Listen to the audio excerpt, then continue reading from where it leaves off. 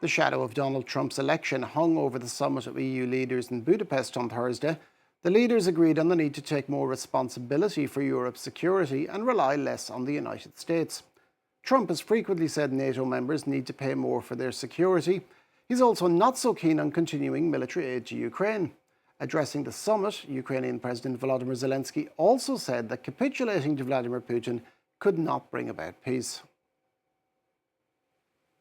There has been much talk about the need to yield to Putin, to back down, to make some concessions. And really some, even from Europe, some leaders were strongly advocated Ukraine making concessions to Putin. It's unacceptable for Ukraine and unacceptable for all Europe. There should be no illusion that by showing a weakness or selling out some European positions or any European country's standing, one can buy just peace. We can now cross live to Berlin to our correspondent Joerg Taszman. Joerg, the return of Donald Trump to the White House loomed large over that EU summit in Budapest, particularly with regard to Ukraine.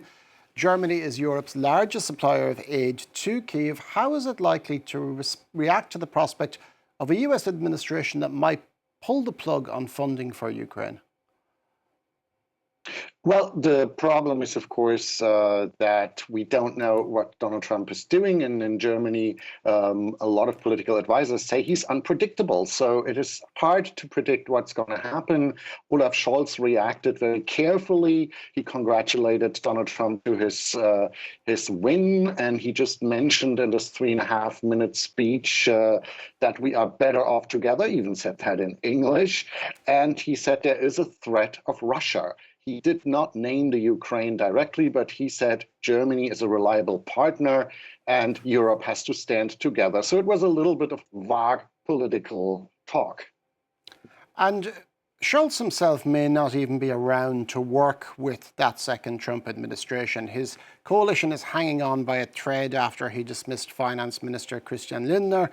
Scholz wants to wait till the new year for a vote of confidence, but Christian Democrat leader Friedrich Merz wants that vote to happen now. How likely is Scholz to survive this crisis? Well, the problem is also that 60% of the Germans want rather that the elections happen faster, because Scholz only wants on the 15th of January the confidential vote, and then it would take till March till there could be elections. But a lot of Germans think that is too long, that we are hanging a little bit too much vaguely. And so even in the Social Democrat Party, one starts to understand that it's not very likely that we're going to have elections so late.